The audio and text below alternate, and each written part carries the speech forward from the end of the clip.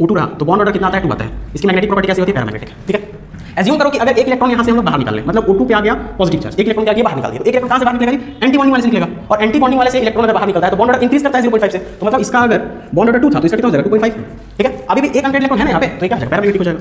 Next अगर एक और इलेक्ट्रॉन निकाल दिया गया, मतलब O2 पे 2 पॉजिटिव चार्ज हो गया, 2 पॉजिटिव, तो एक और इलेक्ट्रॉन निकलना है कहाँ से निकलेगा, ये एंटी बॉन्डिंग वाले से निकलेगा, और एंटी बॉन्डिंग वाले से 2 इलेक्ट्रॉन निकल रहा है जी, तो बॉन्ड ऑर्डर कितना से इंक्रीज करेगा 1 से, तो यहाँ पे बॉन्ड ऑर्डर कितना हो जाएगा 3 हो जाएगा। अब क्योंकि यहाँ पे अनपेड इलेक्ट्रॉन नहीं है तो ये क्या हो जाएगा डायमैग्नेटिक। जब गौर से देखो यहाँ पे 14 इलेक्ट्रॉन वाला केस है, और 14 इलेक्ट्रॉन वाले में हम लोग का बॉन्ड ऑर्डर 3 ही आया था, और मैग्नेटिक प्रॉपर्टी कैसी आई थी डायमैग्नेटिक, ठीक है। तो ऐसे हम लोग रेफरेंस लेके बना सकते हैं। एक और मान लो O2 पे नेगेटिव चार्ज आया, तो पहले O2 में कितने इलेक्ट्रॉन थे, टोटल 16 इलेक्ट्रॉन थे, एक और इलेक्ट्रॉन इंटर किया मतलब 17 कहाँ पे इंटर करेगा जी, तो एंटी बॉन्डिंग वाले में इंक्रीज मतलब इंटर करेगा, और एंटी बॉन्डिंग वाले में एक अगर इंक्रीज कर रहा है, एक इलेक्ट्रॉन इंटर कर रहा है, तो बॉन्ड ऑर्डर 0.5 से डिक्रीज करता है ना, तो अगर यहाँ पे 2 था तो इसका कितना हो जाएगा 1.5 हो जाएगा, और क्योंकि यहाँ पे अभी भी एक अनपेड इलेक्ट्रॉन है तो ये क्या हो जाएगा पैरामैग्नेटिक,